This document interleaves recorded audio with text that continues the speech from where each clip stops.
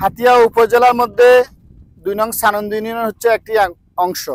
এই অংশটা আসলে বিশাল একটি পয়েন্ট ছিল। এখানে বিশাল একটি চর ছিল, যে চরে বসবাস করতো ন্যূনতম 50 থেকে 60 হাজার মানুষ। কিন্তু আজকে ভেঙে ভেঙে চরের 3 ভাগের 1 ভাগ জায়গা রয়েছে। এই জায়গাটুকুও ভেঙে যাওয়ার পথে রয়েছে। এখানে শত শত স্কুল ছিল, শত শত মাদ্রাসা ছিল, মসজিদ ছিল, বাজার ছিল। আজকে নদীতে সব কিছু বিলুপ্ত হয়ে গেছে একমাত্র এই ঠিকাদারদের অবহেলার কারণে।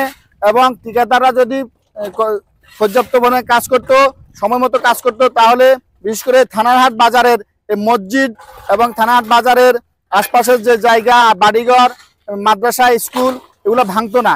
কিন্তু ঠিকাদারদের সময় মতো কাজ না করার কারণে আজকে পরিস্থিতি খুবই ভয়াবহ। অতি সত্ত্বে যে জায়গাটুকু আছে এই জায়গাটুকু ভেঙে যাচ্ছে। যদি সময় মতো যদি এখানে জিও ব্যাগ না দেওয়া হয় এবং বলক যদি না দেওয়া হয়, তাহলে এই জায়গাও থাকবে না একসময়।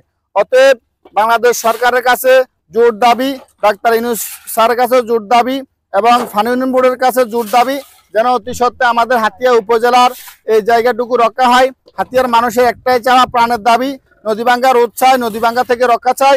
কারণ মানুষের, অসহায় মানুষের ভিটে মাটি রক্ষা হলে এই দেশের মানুষ বাঁচবে, এই এলাকার মানুষ বাঁচবে।